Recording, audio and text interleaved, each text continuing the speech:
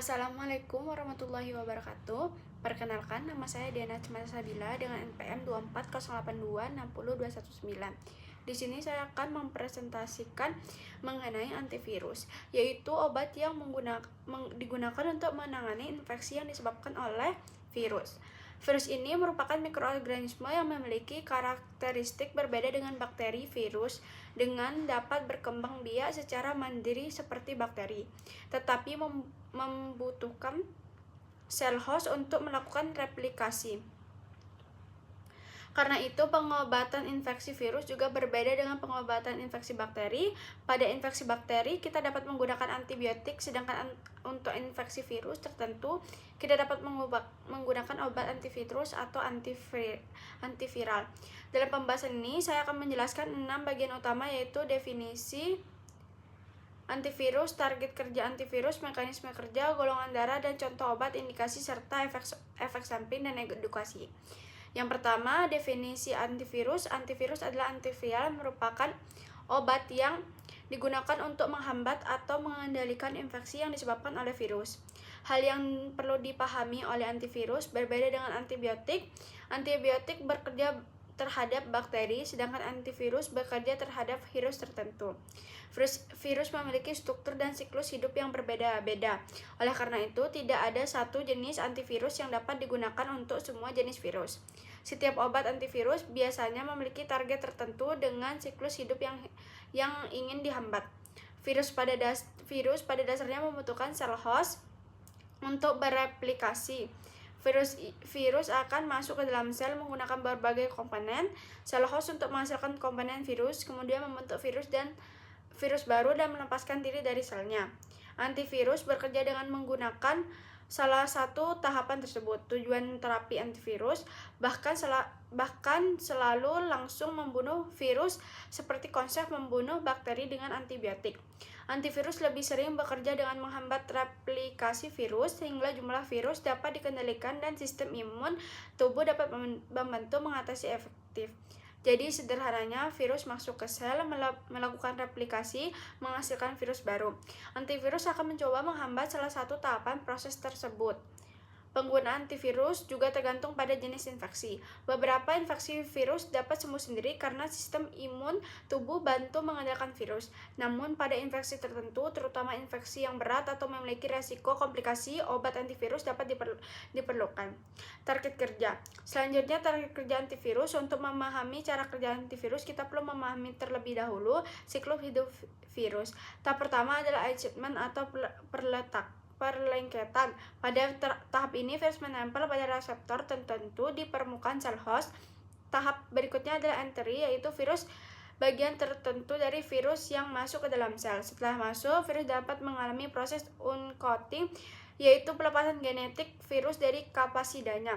Setelah itu, virus mulai melakukan sintesis asam nukleat, yaitu DNA atau RNA, tergantung jenis virusnya.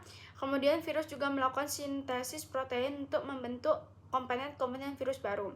Setelah semua komponen tersedia, virus masuk ke tahap assembly, yaitu penyusunan komponen virus partikel virus baru. Tahap akhir yaitu release, yaitu pelepasan virus baru dari sel host. Nah, antivirus dapat bekerja dengan menghambat salah satu beberapa tahapan tersebut. Jadi, target antivirus berupa achievement, entry, uncoating, sintesis asam nukleat, sintesis protein, assembly, dan release.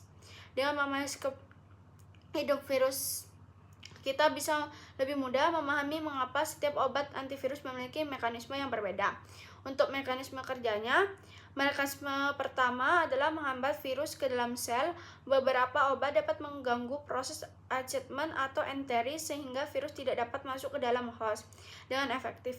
Jika virus tidak dapat masuk ke dalam sel, maka proses replika berikut juga dapat terhambat. Mekanisme kedua dapat menghambat replikasi DNA atau RNA virus. Ini merupakan salah satu target yang penting karena virus membutuhkan materi genetik untuk menghasilkan virus baru. Beberapa antivirus memiliki struktur yang mirip dengan bahan yang dibutuhkan dalam pembentukan asam nukleat. Ketika obat tersebut digunakan oleh enzim virus, proses replikasi dapat terganggu. Contohnya adalah acyclovir yang digunakan untuk pada infeksi herpes. Acyclovir dapat menghambat DNA polimerase virus sehingga replikasi DNA virus menjadi terganggu. Mekanisme ketiga adalah penghambat sintesis protein virus.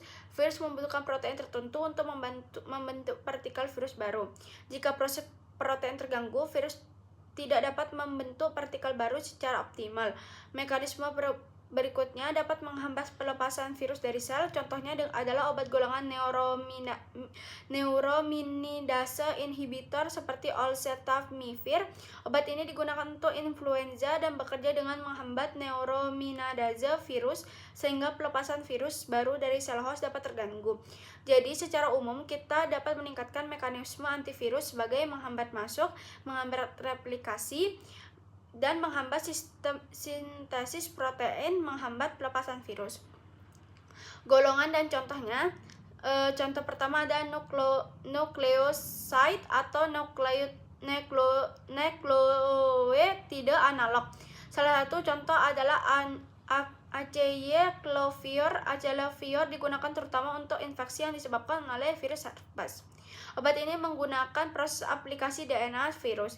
Contoh lainnya adalah tenofovir, yaitu termasuk kelompok yang digunakan dalam infeksi HIV dan memiliki aktivitas termasuk hepatitis B.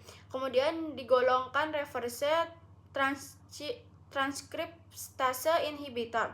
Golongan ini sangat penting terutama terapi HIV.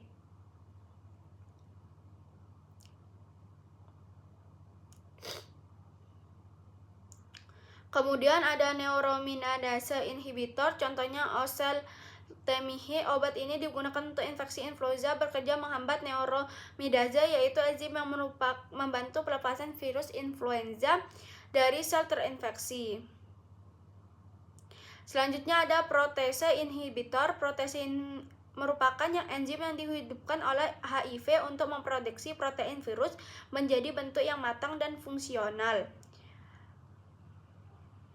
Selanjutnya ada reverse transkriptase inhibitor. Golongan ini sangat penting terutama dalam terapi HIV. HIV merupakan virus RNA yang menggunakan enzim reverse transkriptase untuk mengubah RNA menjadi DNA. Selanjutnya untuk indikasinya, indikasi herpes. Untuk indikasi infeksi herpes tertentu, obat seperti acyclovir dapat digunakan. Acyclovir dapat membantu menghambat replikasi virus sehingga gejala dan durasi penyakit dapat dikurangi, terutama jika diberikan pada waktu sesuai. Selanjutnya ada influenza. Untuk influenza terutama obat antivirus seperti oseltamivir dapat digunakan terutama pada pasien dengan indikasi tertentu pada kondisi yang membutuhkan terapi antivirus. Kemudian ada HIV. Terapi HIV menggunakan kombinasi beberapa antiretroviral. Tujuannya bukan hanya mengurangi gejala, tetapi menekan jumlah virus dalam tubuh sehingga sistem imun dapat dipertahankan dan risiko komplikasi serta penularan terkurangi. Selanjutnya hepatitis B dan C. Untuk hepatitis, virus ini pilihan antivirus tergantung pada jenis virus dan kondisi pasien. Hepatitis B diterapi dengan antivirus tertentu seperti tenofovir pada pasien yang memiliki indikasi, sedangkan C juga mempunyai terapi antivirus spesifik yang menghasilkannya. Untuk efek sampingnya, mual, gangguan mual, percenaan sakit, kepala, rasa tidak nyaman lainnya. Selain efek samping, hal yang penting lainnya adalah kepatuhan terhadap terapi, menekan replikasi virus dan mengontrol infeksi. Jadi di sini bahwa antivirus merupakan obat yang digunakan untuk menghambat atau mengendalikan infeksi virus dengan menargetkan tahapan tertentu dalam siklus hidup. Demikian presentasi dari saya, kurang lebihnya mohon maaf. Wassalamualaikum warahmatullahi wabarakatuh.